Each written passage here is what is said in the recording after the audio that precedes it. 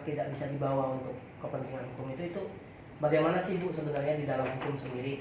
Karena kan visum itu kan tidak dibawa ke kantor kepolisian tapi dibawa ke psikiater anak berdasarkan dari pihak kepolisian ya, surat panggilan dari pihak kepolisian itu seperti kan masalahnya itu visum itu kelengkapan dari penyidikan. Jadi kita cuma nanti caranya bagaimana penyidik untuk bisa mendapatkan visum itu dengan baik. Mungkin datang ke rumah memeriksa kejiwaan dari anak itu. Jadi kalau kita bilang ini nggak boleh atau itu adalah kelengkapan dari penyidikan. Kita nggak bisa mengatur hal itu karena itu udah aturan hukum ya. Dan juga soal kita berapa kali meminta itu kayaknya udah puluhan kali, dan penyidik sendiri sudah berkali-kali juga memanggil untuk ketemu.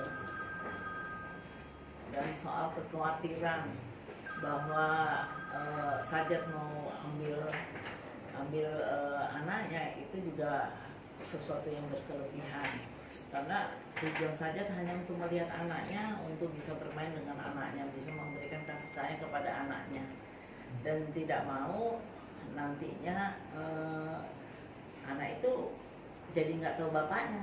Ya sekarang kalau ditanya bapak kamu siapa kan nggak tahu, mukanya kayak apa pasti nggak tahu sama sekali, karena waktu Sajat ketemu anak itu masih umur berapa bulan lah, yang nggak mungkin ingat sama sekali. Padahal anak itu kan nanti ada bin apa, jadi mau ditaruh nama siapa oleh Nikita. Jadi memang nggak benar kalau dia tidak bisa selalu menghalang-halangi untuk pertemuan. Caranya itu dengan segala cara, dengan baik-baik di kantor kita juga ya. Terus berapa kali Sajat ibunya udah datang juga, tetap ditolak mentah-mentah. Terus di kantor polisi juga untuk di mediasi. Nah sekarang dia mungkin kan kita tahu lah actingnya kan, karena udah jadi tersangka, jadi dia gayanya bisa boleh lihat anaknya apa. Coba benar-benar kita mau lihat pasti ditolak sama dia.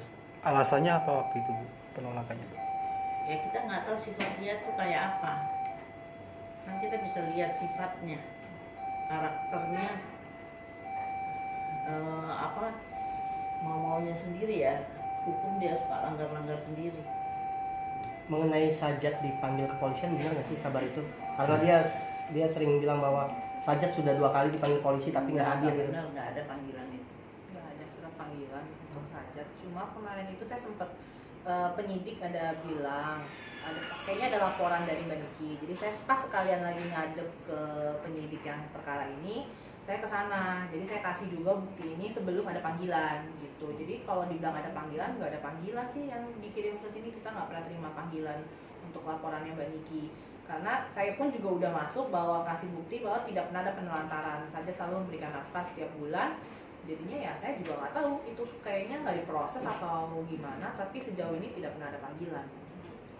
Mbak, tapi dari Twitternya Niki bilang katanya yang anak ini ingin diambil untuk istri-istrinya, diminta istrinya seperti apa? Enggak lah, itu nggak benar sama sekali. Jadi sebenarnya Sajat itu cuma mau ketemu anaknya aja, nggak ada inisiatif untuk mengambil atau mau culik atau mau rebut hak asuh, sebenarnya nggak ada sama Kan itu sekali. nggak gampang. Dan itu juga karena maksudnya dia kan juga kerjanya kan di Singapura, Iya. tinggal di Singapura, itu juga bukan suatu hal yang mudah kan bawa anak pergi lewatin imigrasi gitu. Jadi itu suatu hal yang nggak mungkin Ya, sama sekali lah. terlalu berlebihan ya. Mungkin itu hanya kekhawatiran yang Mbak Niki yang terlalu berlebihan. Tapi kan Niki punya tersangka, kalau misalnya nanti ditahan gimana anaknya? Kira-kira. Kita lihat aja. Ya kita lihat.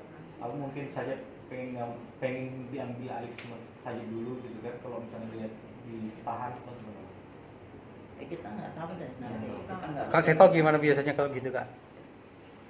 Ya sejauh ada keluarganya yang cukup dekat, ya kan ada kakak beliau juga yang cukup dekat juga. Kemarin saya lihat ya bisa saja mungkin sementara ikut dari kakak dari Ibu Niki ini.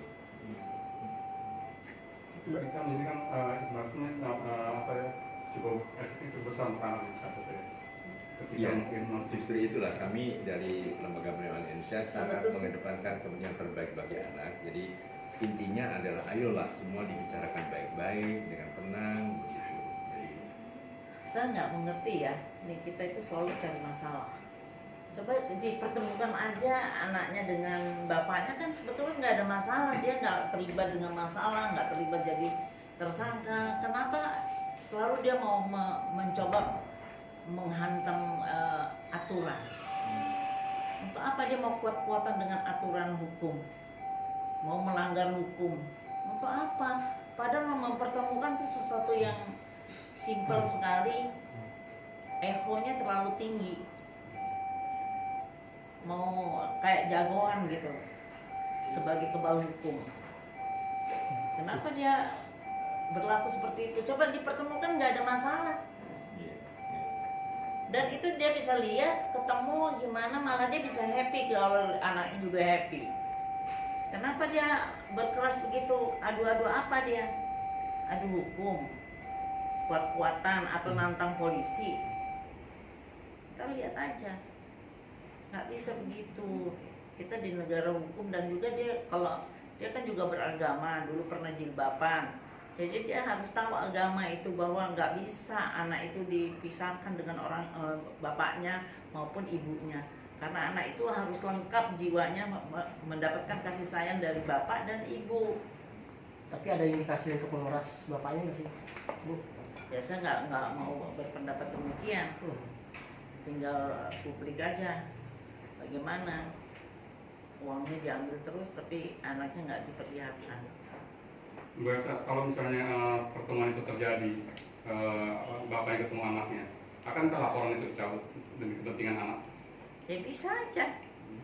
Kalau memang nanti selanjutnya dibuat satu perjanjian bahwa ada kapan dia punya jadwalnya yang jelas, jangan sekali aja dia ketemu terus besok-besoknya nggak ketemu lagi. Kan gayanya kan begitu.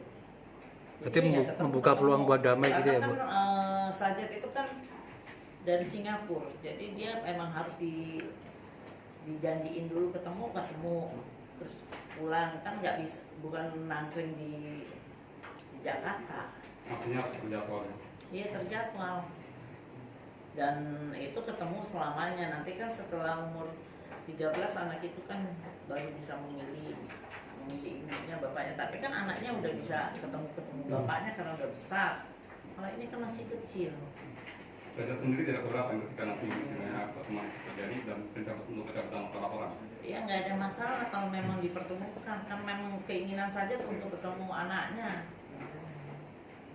Kabarnya saya sendiri pernah menghilang selama 2 tahun setelah melahirkan.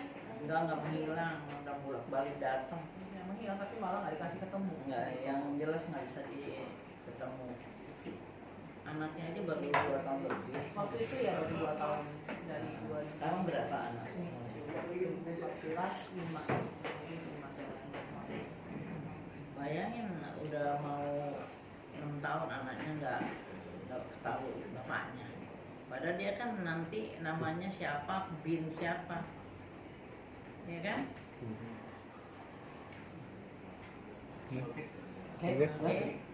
Bu Elsa, mungkin ada yang ingin disampaikan untuk Niki? Pesan buat Niki. Pesan buat Pesan Niki. saya, udahlah nggak usah cari masalah, pertemukan aja hal yang biasa, pertemukan anaknya dengan bapaknya. Itu kan ibadah juga dan juga merupakan ungkapan kasih sayang dia kepada anaknya, supaya anaknya mendapatkan sesuatu kasih sayang yang lengkap, sehingga untuk kejiwaan dia akan datang. Jadi kalau dia sayang anaknya, ya dia pertemukan anaknya dengan bapaknya. Sip.